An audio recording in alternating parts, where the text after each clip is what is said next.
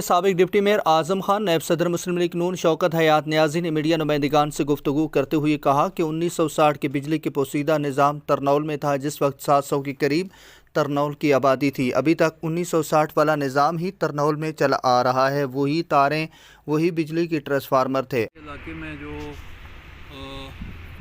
1960 से बिजली का निज़ाम था, ये उस वक्त हमारी आबादी कुछ तकरीबन थी कोई 500-700 लोगों की।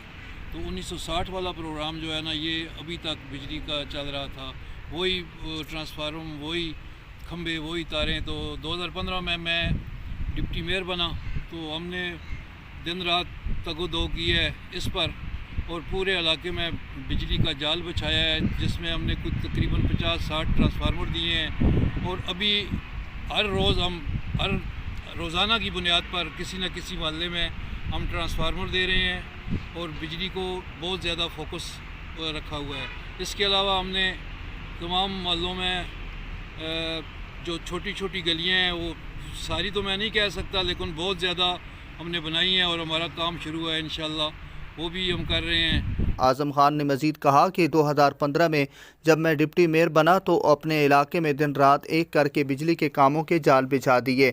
अब रोज़ाना की बुनियाद पर हमारी टीम नायब सदर मुस्लिम लीग नून शौकत हयात नियाज़ी, चेयरमैन उशर ज़कात कमेटी जमील भट्ट व दीगर रोज़ाना किसी न किसी महल्ले में जाकर बिजली के कामों पर तवज्जो दे रहे हैं।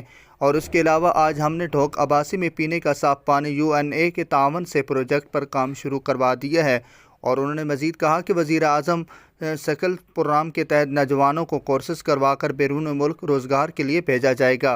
और उसके अलावा उन्होंने मज़ीद कहा कि हमने नस्ल कंपनी का 20 करोड़ रुपए खती रकम का प्रोजेक्ट भी इलाका तरनौल की आवाम के लिए 45 करनाल सरकारी अराजी का लोकल गवर्नमेंट के नुमाइंदगान को विज़िट करवाया, ताकि तरनौल के शहरी साफ़ पानी पीने के साथ ख़वातीन भी अपना हुनर सीख सकेंगी।